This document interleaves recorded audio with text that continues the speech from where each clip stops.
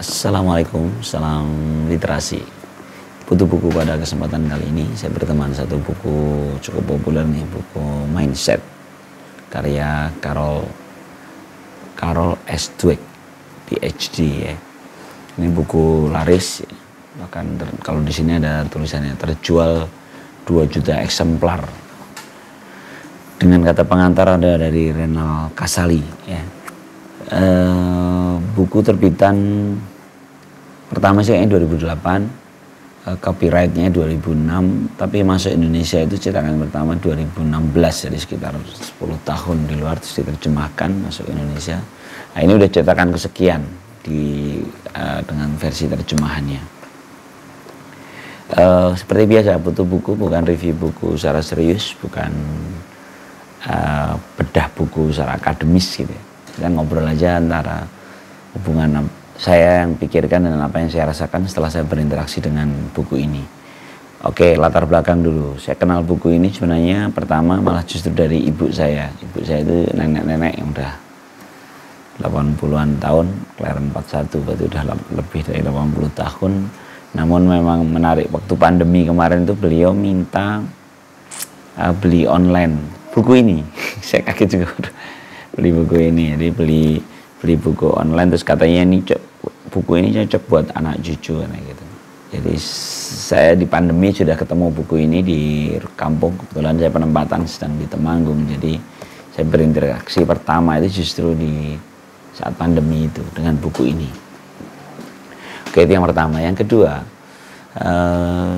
ada program di kantor, namanya program cerdas bahagia dan cerdas emosi dan bahagia, ceria gitu ya, untuk menjaga mental health pegawai gitu ya. Nah, kebetulan saya masuk tim itu dan saya diminta menyampaikan materi turunan dari kantor pusat, judulnya growth mindset yang tumbuh gitu. Lah, saya ingat ternyata di materi itu pun nyebutin Carol S. Dweck ya. Makanya saya ingat, buku itu buku yang pernah saya baca. Sehingga akhirnya saya malah beli. Jadi semenjak pas ada tugas itu, pengalaman ketemu pertama bukunya ibu ya, ibu di kampung. Kedua saya beli sendiri karena ada tugas dari kantor itu. Dan ya memang benar, di buku ini itu sebenarnya ceritanya di seputaran 2 mindset, yaitu mindset tumbuh dan mindset tetap, atau growth mindset dan fixed mindset. Ya sekitaran itu sebenarnya. Oke, buku ini adalah buku yang teman-teman sudah banyak kalau mau iseng googling gitu, review-review tentang bukunya Carol S. Dweck atau bahkan kuliahnya Carol S. Dweck itu sudah banyak banget di YouTube. Dan beliau memang seorang yang peneliti yang cukup panjang meneliti perihal mindset ini. Mindset itu bahasa Indonesia berarti pola pikir ya. Pola pikir itu apa? Itu sudah beliau melakukan penelitian yang panjang atas itu, sehingga buku ini buku yang layak menjadi buku bestseller karena melalui riset yang panjang. Oke, kemudian buku ini adalah 8 bab. Seperti biasa ya, butuh buku main di secara umum ini terdiri dari 8 bab ya. Tadi saya sudah sampaikan kata pengantarnya ada 2, kata pengantar penulisnya dan kata pengantar Renal Kasali. Renal Kasali memberikan pengantar dengan judul yang clickbait banget ya, mengundang orang mau membaca. Itu orang-orang pintar yang terkurung dalam pikirannya sendiri. Ini kata pengantarnya Renal Kasali. Dan memang bagus, memang benar banget. Jadi benar-benar mengantarkan. Renal Kasali menulis sekitar cuma 2,5 halaman. Judulnya orang-orang pintar yang terkurung pikirannya sendiri. Ini sebenarnya inilah fixed mindset gitu. Ini adalah mindset yang tetap, dan ini dikritisi oleh penelitian Carol S. Dweck dalam buku ini. Harusnya mindset itu tumbuh, bukan tetap. Enggak seperti ini sebenarnya, tapi secara umum buku ini menceritakan betapa mindset yang tumbuh itu jauh lebih baik. Tapi di sini sih dia berimbang sih. Carol S. Dweck berimbang, tidak berpihak ke pikiran yang mana. Oke, kemudian pengantarnya, kalau pengantarnya Carol S. Dweck ini saya sampaikan juga karena saya terpesona. Di sini itu menyebutkan banyak sekali teman-teman yang dia ungkapkan terima kasih, dan begitu juga ditulis dalam catatan. Jadi kalau di belakang itu ada satu bab namanya catatan. Ini itu tentang semua tulisan-tulisan yang dikumpulkan di buku ini, dan di catatan itu ditulisnya ada beberapa ya. Itu justru karya bersama gitu. Dengan sebutkan nama karya bersama dengan, jadi memang melibatkan banyak orang. Di buku ini itu melibatkan banyak orang, jadi penelitian bersama. Dan ternyata ini menariknya ya, ternyata di dalam buku ini pun dia menceritakan betapa seseorang itu bisa mencapai titik tertentu pasti ada orang lain gitu. Dan Carol S. Dweck langsung menerapkannya dalam buku ini, yang dia ungkapkan beberapa orang, nama-nama orang dalam timnya, yang bahkan teman-teman ya, rekan sejawat dosennya yang ikut berkontribusi dalam buku ini. Saya pikir itu bagus ya.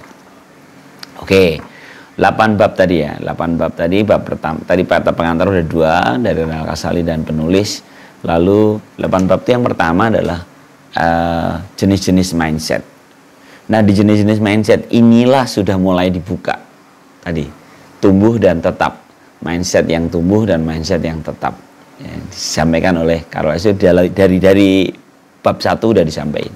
Kemudian memahami mindset itu apa, pola pikir itu apa, dan memang cara penyampaiannya banyak sekali contoh gitu. Saya pikir ini khasnya buku-buku sekarang ya, buku-buku sekarang ini khasnya kan gitu.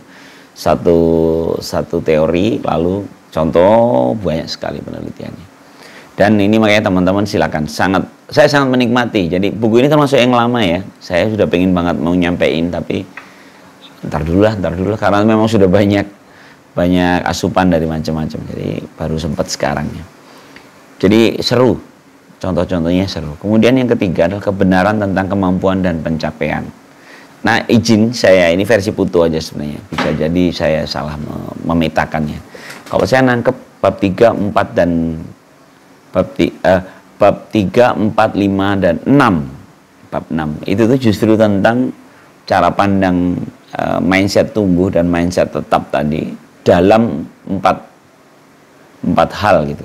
Dalam 4 hal. Ini versi Putu aja ya. Yang pertama itu adalah di bab 3 itu kebenaran untuk memenuhi kemampuan dan pencapaian. Ini adalah sekolah atau lembaga pendidikan. Bagaimana mindset tumbuh dan mindset tetap, atau mindset tumbuh aja lah ya fokusnya. Bagaimana mindset tumbuh itu cocok di sekolahan, dipakai untuk dunia pendidikan. Kalau di bab berikutnya itu di olahraga, terus kemudian di bisnis, dan yang terakhir di dalam cinta. Baiklah. Tentang mindset tumbuh dan tetap ini gini, penjelasan sederhananya ya. Mindset tetap itu ketika kita berpikir, cara berpikir kita itu sudah selesai. Jadi sebenarnya mindset tetap nanti di sini karena contohnya banyak, kita kira nanti jangan-jangan saya sendiri memiliki mindset tetap gitu. Contoh, berpikir bahwa saya punya bakat ini, saya bakat ini. Jadi memahami satu bakat itu juga berbahaya, karena itu bisa jadi mindset tetap. Ketika kita berhenti di situ. Kalau bahasanya sekarang mungkin labeling. Jadi apapun yang bersifat melabelkan, menstempel, kamu itu begini, nah, itu tuh bisa jadi itu adalah mindset tetap. Sebaliknya mindset tumbuh adalah apapun itu yang membuat kita masih meyakini bahwa kita ini masih bisa berubah. Itu mindset tumbuh. Oke ya, kebayang ya. Nah, bagaimana ketika dipakai di sekolah gitu, di pendidikan lah, pendidikan. Di bab 3 itu tentang pendidikan. Di sini tuh misalnya kayak saya masih mendengarkan pendapat teman, saya mendapatkan pendapat orang, atau bahasa itunya apa ya, dengan gelas setengah kosong gitu. Saya masih, orang-orang yang sudah berpikir bahwa dia selesai ya tentu dia nggak akan tumbuh, walaupun dia sepintar apapun. Karena itu tadi dikata pengantar Renal Kasali kan, orang-orang pintar yang terjebak dalam pikirannya sendiri. Sepintar apapun dia, ketika dia berpikir dia sudah cukup, maka bisa jadi nggak tumbuh. Dalam olahraga, ini olahraga juga menarik ya. Di olahraga itu dikupas satu-satu gitu. Mental pemenang. Memang ada juara-juara, tapi dia nggak mental tumbuh. Ya dia nggak panjang gitu. Nggak panjang. Ini disampaikan ada petenis, ada pemain golf Tiger Woods ya, atau petenisnya John McEnroe kalau nggak salah. Iya, John McEnroe ada di situ. Banyak sebenarnya. contoh pendapat-pendapat mereka dikaji oleh Carol S. Dweck. Bagaimana mereka mempertahankan kemenangannya, juaranya itu dia melakukannya dengan cinta. Jadi kalau bahasa yang saya sempat garis bawahi di satu halaman di sini itu gini, seorang yang dengan mindset tumbuh itu melakukan semuanya itu karena dia memang senang melakukannya. Jadi dia dia menikmati cara yang dia tempuh, sehingga jadi masuk akal ketika ada seorang seorang olahragawan yang berlatih dengan gila-gilaan untuk ukuran teman-teman lain nggak mampu melakukan sekeras itu dalam berlatihnya, karena dia ternyata memang dia mencintai apa yang dia lakukan. Terus pengertian kesuksesan itu apa, kegagalan itu apa, ya. Kemudian bisnis, oke ya, lanjut ya. Nanti sekilasnya kita lompat-lompat deh. Jadi kan tadi ada cara belajar, ya, cara belajar harus dengan mindset yang tumbuh. Kemudian olahraga agar tetap menjadi juara, bagaimana kita memelihara mindset yang tumbuh. Kemudian yang ketiga itu bisnis, bagaimana sebuah bisnis itu bertahan dengan mindset yang tumbuh. Jadi ketika di dalam bisnis ini bagus ini diungkapin, misalnya saya adalah nomor 1 di bidang ini, saya adalah. Jadi ternyata cara pandang melabelkan, walaupun itu bagus memotivasi, tapi sebenarnya itu berbahaya, karena dia akan berhenti di titik itu dan dia akan dikalahkan. Suatu hari dia akan, atau bukan hanya dikalahkan. Kalau bisnis kita bicara tentang continue ya, dia discontinue, dia akan terputus usahanya. Kalau dia tidak berpikir bahwa, kalau dia tidak melepaskan diri dari label itu, dia harus tumbuh. Harus punya usaha yang memang ini tuh sesuatu yang siap dengan perubahan. Kemudian yang ke-6 tadi dengan cinta. Saya juga tertarik ini, bab 6 itu judulnya gini, hubungan (2) mindset dalam cinta dalam kurung atau bukan gitu. Maksudnya apa ini? Dan di sini ternyata pola hubungan. Jadi sebenarnya kalaupun seorang itu pasangan dan merasa itu ditakdirkan, kita ini dipertemukan, ditakdirkan, kita ini cocok banget, kita ini chemistry ya, gitu-gitu ya. Ya memang nggak ada yang salah di situ, tapi ketika kita tetap di titik itu, sebenarnya kita itu tumbuh, kita akan kaget dengan hubungan kita gitu. Seharusnya memang terbuka aja gitu, bahwa gua itu ya mungkin benar awalnya kita dipertemukan oleh takdir, kita kita chemistry-nya dapet nih gitu. Tapi kita harus tumbuh karena memang kita sama-sama berubah gitu. Jadi bagaimana